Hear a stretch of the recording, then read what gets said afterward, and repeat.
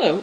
In this video we're just going to go over one example of a sample that you could get in class when we did the weighing out of the pennies to find the average weight of all pennies. So I got this right here, this weight in grams, and what I went ahead and did is I reordered everything so that it was in increasing order, and then that way I was able to take advantage of that for a couple of reasons. Of course, you had to do that here, but it helped me with my box plot, finding my modified box plot, which in my case, I ended up having an outlier. But essentially we have 18 values, so if you divide by 2, you know that your median is going to be between the 9th and 10th value, right? So you average those, and since they're the same value, it comes out to be the same. And then you have 9 values to the left, 9 values to the right of the median. And since 9 is an odd number, you're going to be at the 5th value, right? 9 divided by 2 is 4.5, and round up to the 5th value. So, there's my modified box plot. Of course, you can do this in your calculator.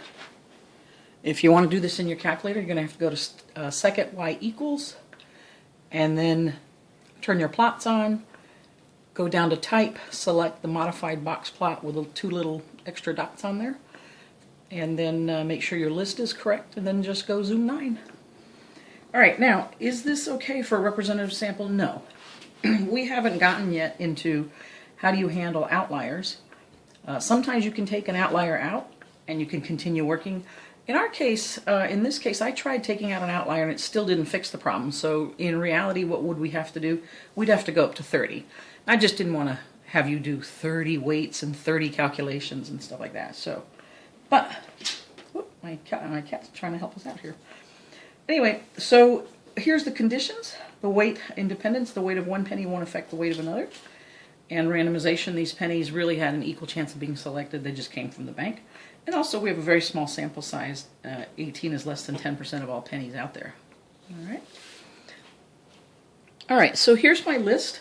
And what I did, because I put these in order, what it allowed me to do is take advantage of the calculations being a little bit easier, because there's a lot of repetitions. When you have the same weight, the calculations are the same. So I went out 3 decimal places for my average, and then 3 decimal places when I did the difference, and then the squaring, I went out to 4 decimal places. But when you add all those up, I got, and then you divide by 17, I got 0.0466, take the square root, and I got 0.2159 for my standard deviation. So this is what we did by hand back in test 1 materials. And so now if you look at your info box, what we have is the average is 2.722, which indeed is what we get here. And then S, I got 0.2159, the calculator got 2.157, and again, I would have gotten this calculator result if I'd just gone out more decimal places. Right. So that's pretty much it. And I just wanted to mention here, in your calculator uses X bar because your calculator calls all of these individual data values that you weighed here. They call them those X values. Our book calls them Y values. So then when you average them, the calculator gives you an X bar, and our book calls it a Y bar. So then again, of course, when you look at the standard deviation, your calculator will have an S with a little x as a subscript, and that's intended to mean the standard deviation of the X data values. Our book would say S sub Y for the standard deviation of the Y values, but really we just write down S. It's the standard deviation of the values in my sample. So what we notice then is our info box is the same as what we did by hand. All right? And now we can use this information from the info box that we normally get from our calculator to go ahead and calculate a confidence interval and a hypothesis test. So for a confidence interval, it's y bar plus or minus t times the standard error of that sample mean. And then I'm just plugging this in, 2.722. 0.051 is when I get the standard error by doing s over square root of n, right? 0.051 here. And then you look up the t multiplier, so you cross 95% confidence with 17 degrees of freedom because our sample size is 18. So when I write my sentence, it's with a 95% confidence. The average weight of all pennies is between 2.6 and 2.8 grams. Right? And now to perform the hypothesis test, we're checking to see, is the average weight of all pennies 2.8 or is it different from 2.8?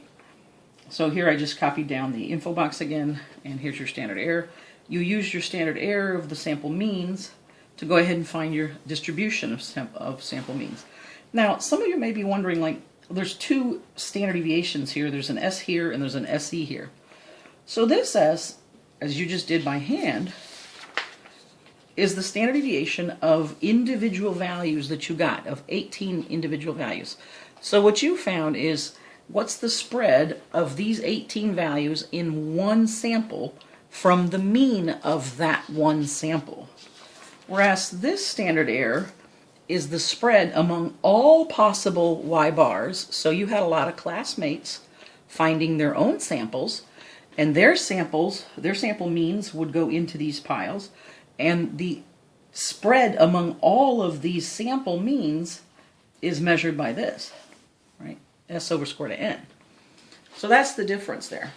Now that I see the distribution of expected sample means, which tells me that 68% of the time when I take a sample of 18 pennies and weigh them, the average weight will be somewhere between 2.75 and 2.85.